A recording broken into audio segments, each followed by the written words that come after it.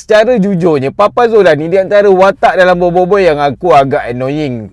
Selepas Gopal, watak Papa Zola memang aku sangat annoying. Tapi dalam cerita ni dia membuka aku punya mata untuk watak Papa Zola ni. Rupanya dia power wave.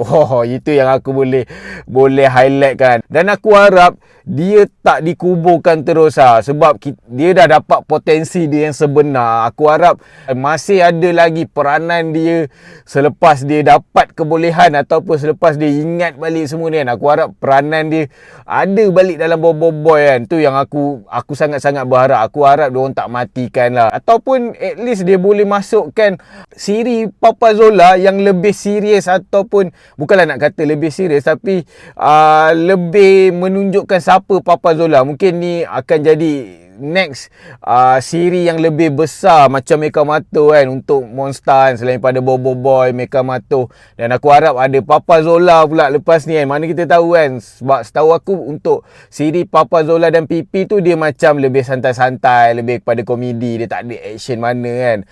Dan aku harap untuk mungkin next project dia boleh pertimbangkan untuk Papa Zola pula. Awak senang bertukar.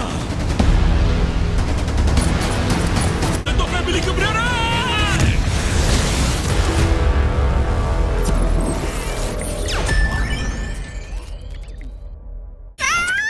Alah, comelnya.